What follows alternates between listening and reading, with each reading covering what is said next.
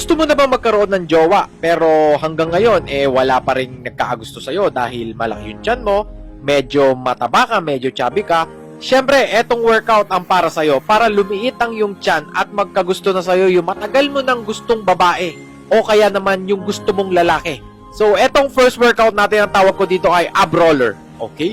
Ab roller. Sobrang ganda nitong workout na to kasi ang target area nito sa lahat ng ating core. Okay? Buong ating tiyan to, sa likod, sa harap ng ating core. Okay? Papalakasin niya ang core mo at lalabas na ang iyong mga abs dahil sa workout na to. Okay? After nun, 10 reps lang yon kasi medyo mahirap yon, 10 ulit lang yon. Tapos, next natin, ang tinatawag na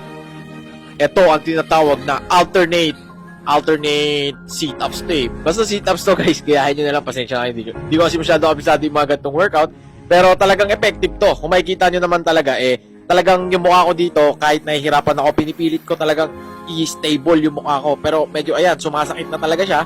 So eto ay 20 repetitions to, 10 sa kabila, tapos 10 din sa kabila. Okay, medyo mahirap to, tiis pogi lang, tiis ganda, yan ang sinasabi ng lahat, di ba? Kailangan talaga natin magtiis sa mga gantong workout para syempre, paglabas natin dito sa gym, tayo naman ang pagkaguluhan ng mga taong bayan. Okay, so next workout natin ay steady plank lang to. Ito medyo mahirap to, 10 to 15 seconds, pero kung kaya mong gawin 20, syempre mas okay. Ayan. Steady lang yan guys, medyo mahirap to at masakit talaga yan at medyo namilipit ako sa sakit na yon, pero okay lang. Ganyan talaga, mamimilipit ka sa sakit, pero after neto, nakita ka ng mga crush mo sa labas, nakita ka nila, sila naman ang mamimilipit sa kapugian na ipapakita mo. Okay, so next natin ay planking. Okay, ito ay 30 seconds to 1 minute.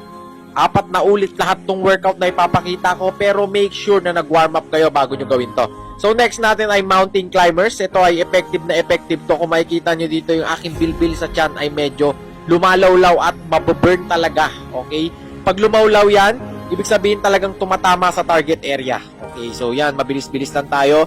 At syempre, mag-flex muna tayo dyan. Pakita muna natin kung sino tayo talaga. Kung si Haring Bang isang pinakamalupit sa buong Pilipinas. Pero next workout na tayo guys. Ito ang tinatawag na side.